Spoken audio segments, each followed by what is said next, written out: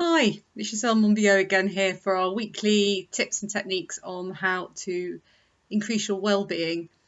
Last week I was talking a little bit about why I'm so passionate about the use of compassion to help us with our emotional well-being.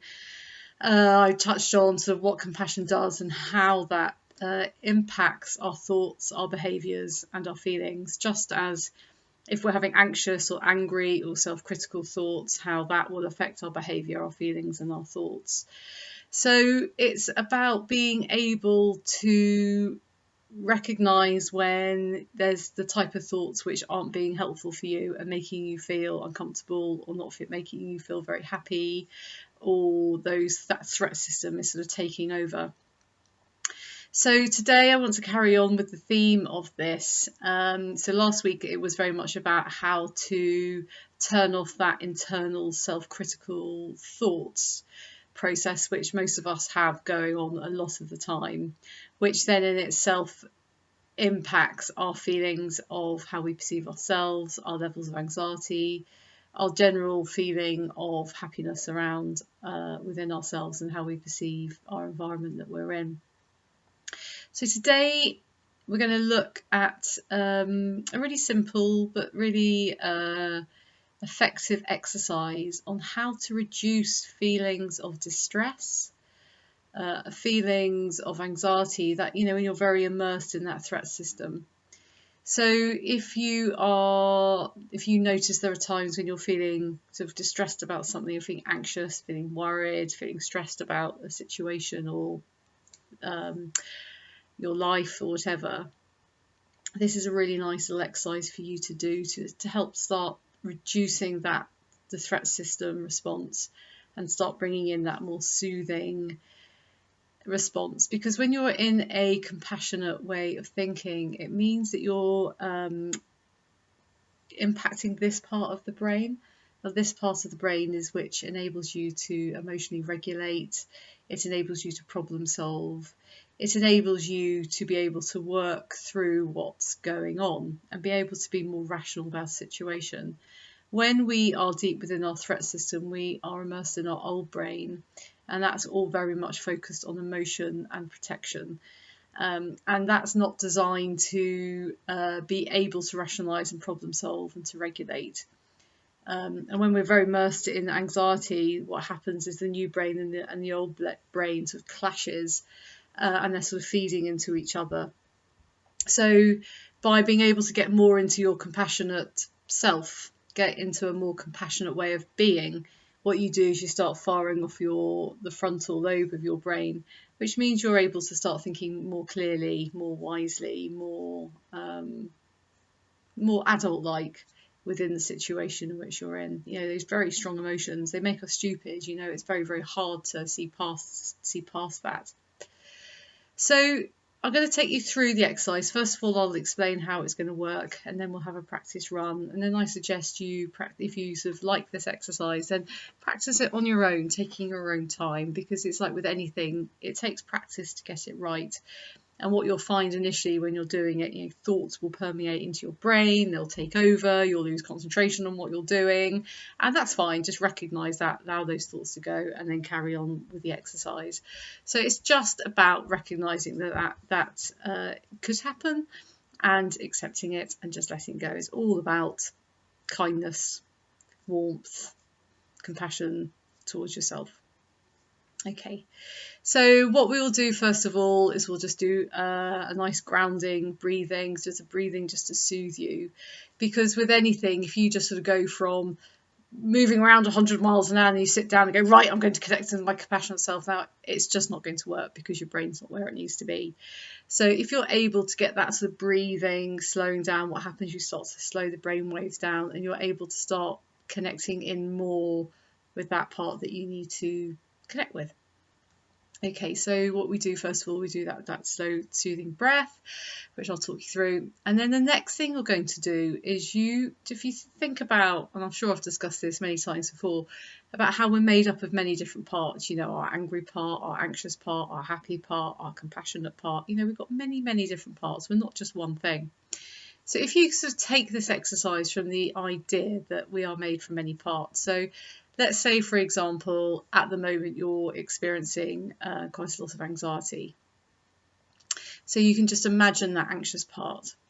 But then also you've got your compassionate part, and whether or not you're compassionate to yourself or you're compassionate to others, there will be times where you're compassionate.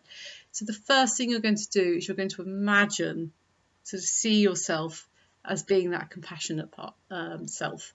So you can either create yourself to be it, as in you as a person, or you can imagine yourself, see yourself. So you're shutting your eyes and you're visualizing yourself as that compassionate part, that compassionate self. You're having that wisdom, that peace, that calmness, that ability to be able to see from that compassionate mind. And then what you're going to do is you're going to imagine that anxious part. You're going to see that anxious part. And then what you're going to be is you're going to be that compassionate self, just sitting with that anxious part, just enabling it, just not trying to change anything, but just offering that anxious part compassion, the warmth, the kindness, the wisdom of that self. And as you do that, noticing how things change, how that anxious part changes. Because ultimately, deep down, what we're after connection.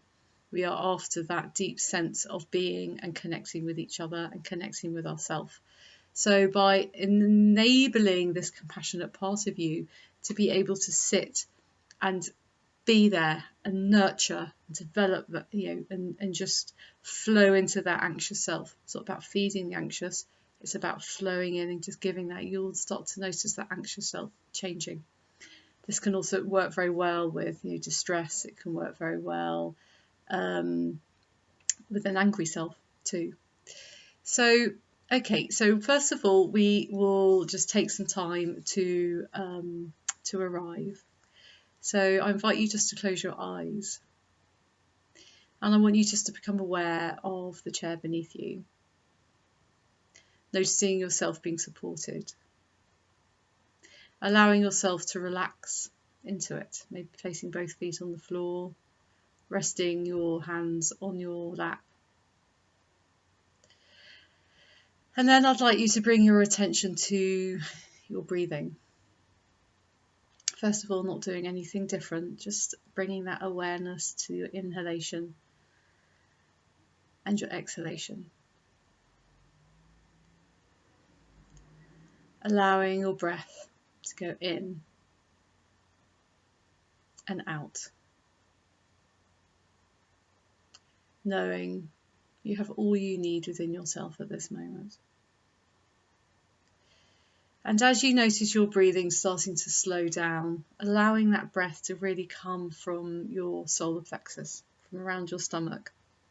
Noticing as you breathe in, your stomach going out, and as you breathe out, your stomach going in. Just allowing that to happen, and then gradually becoming really aware of that rhythm, the rhythm that works for you. Breathing in, noticing the slight pause, and then breathing out.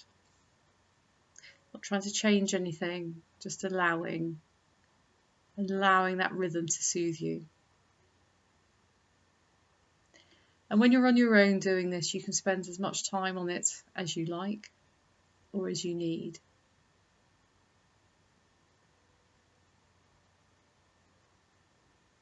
And then what I'd like you to do is I'd like you to start using your creative brain. I'd like you to start using your imagination. And I'd like you to just start imagining creating your compassionate self. What does your compassionate self look like? Noticing the way you look, the way you hold yourself. Knowing that compassionate self that's in front of you is wise, caring, patient, willing to be heard and to listen.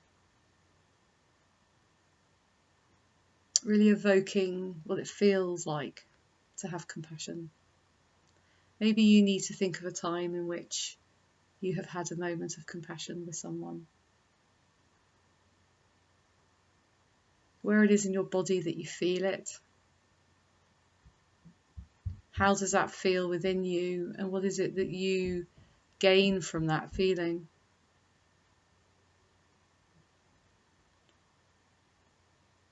Just really allowing yourself to use your imagination to expand that sense of compassion. And when you feel that you've fully connected and that has really taken shape, next to your compassionate self, I'd like you to imagine your anxious self, or whatever self it is that you're wanting to work with today. Today I'm going to use the example of anxious, but it can be anything that works for you. And I want you to see your anxious self.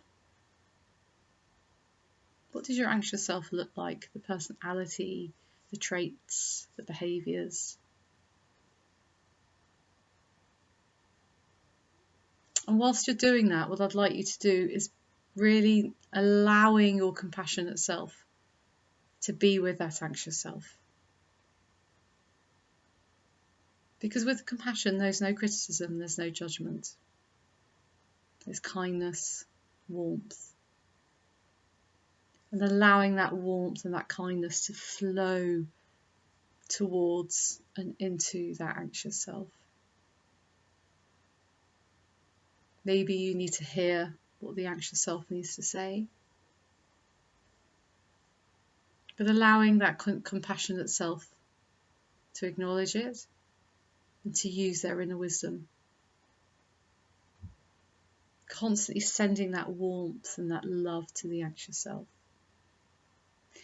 And whilst you're doing this process, you might notice that anxious thoughts come in, or angry thoughts, and just, accept those, remember in the place of compassion, and just letting them go, because right now we're going to be really focusing on that compassionate self. Allowing that side, that part of you, to have the impact and the strength. And this is a process that you can do for as long or as short as you need to. Something that you can come back to. Because quite often what you might find, the more you're focusing in, sending that compassion, sending that love to that anxious self, you start to notice it starts to change. It starts to alter. And that impact of that very strong emotion, because it's been heard, because it's been listened to, because it's been respected, the impact of that starts to reduce.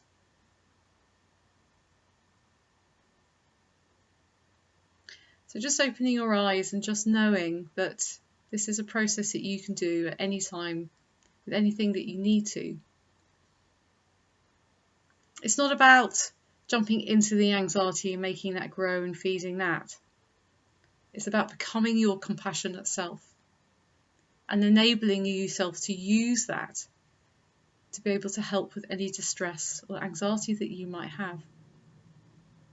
To know that you've got the power within yourself to help start reducing that, because if you remember that depending on how we're thinking and responding has a direct influence on the brain activity that we have.